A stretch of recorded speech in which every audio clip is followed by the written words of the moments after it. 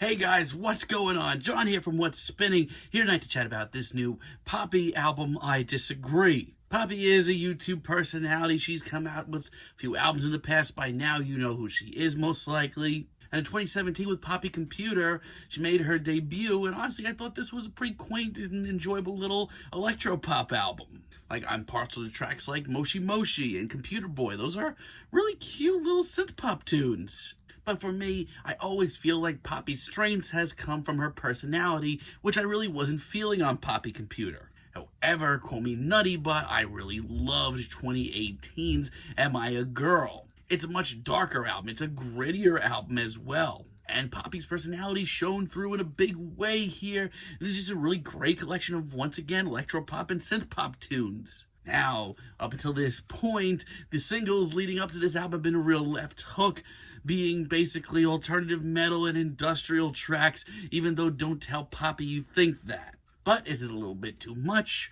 Let's chat about it. Album starts off with Concrete, and honestly, this track is batshit insane. There are alt metal riffs here, breakdowns, guitar solos, all amongst Poppy's practically whispered vocals. And when this takes off, yeah, there's even some bubblegum pop elements in there. All the while, we have some tortured screams in the background and some practical Beatles influence on the chorus. All of this, bouncing back and forth, style to style, yeah, it's a little exciting. As a matter of fact, I have a lot of great things to say about this track. It's not terrible, it's genuinely catchy, and here, at least, I get the feeling that Poppy's taking some risks. And that last 30 seconds is just so anthemic and so huge. I mean, it's completely outrageous, but I'm all for this. Like here, it shows that Poppy's taking these big risks and they're paying off. She takes a lot of risks throughout this entire album, as a matter of fact. Take, for example, Fill the Crown, which honestly, I like a lot. I love how slick this track is. The production here is really great. Here, some of her alternative metal and industrial influences actually come off pretty ballsy, even if it legitimately sounds like Marilyn Manson's on this track at points. This track's got a great groove to it, and I think it just works really well for her. It's wildly over the top. Nothing I Need, on the other hand, has some practical trip-hop elements thrown in. Honestly, I love this track because it really helps us take in some of Poppy's vocals, which you don't always get on this album. This track here is a great medium for Poppy, and I love just how moody this track is. It's really, really simple, but it just works so well. I mean, yes, I sort of wish that this track was maybe structured a little better, written a little bit more coherently, but still, there's a great track. And Sit/Stay shows us like somewhere in between Nine Inch Nails and the Prodigy Warship. And instrumentally, I'll be honest, I think she's pulling it off pretty well. Also, some of the dreamier, more fluid moments here actually come off pretty mesmerizing. This is one of the best tracks here, even if it's pretty blatant. And the unbelievably twisted chorus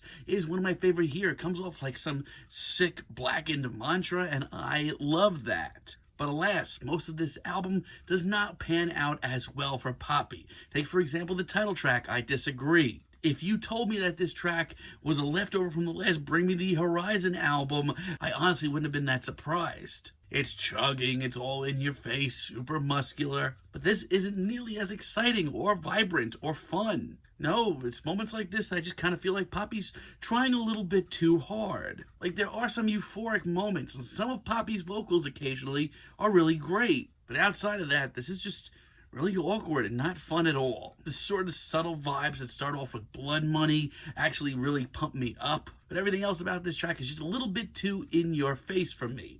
Poppy is obviously working with over-the-top, ridiculous genres here, but there's a subtlety to it that really makes it special, and Poppy hasn't gotten that down pat just yet. The result is this noisy, industrial slopfest that just doesn't even sound good. There are moments of brilliance here, like the lyrics, and some of her screams are really on point. But then we get things like the final moments here, which are just so beautiful and serene and sort of tense still. This is something that Poppy should have really worked with more. Anything Like Me, I'm sorry, this track is genuinely awful. Once again, if you told me that this was a Billie Eilish leftover that she didn't want, I wouldn't be too shocked. Because if it is, she didn't even do that good of a job with it. The subtle beat and the groove metal inspired guitars are just so cheesy. I genuinely thought that Poppy was doing some pretty forward-thinking things for a while, but all of a sudden, how do I have this much bad to say? Once again, though, I'm shocked because the final moments here are breathtaking. The soulful licks, the breezy vocals, everything about this works. I think Poppy has some great ideas, but I don't think she's there just yet. And Bite Your Teeth is, by far, the worst track here. The fact that we have tracks like this, and Poppy claims that she never called this album metal, is genuinely laughable.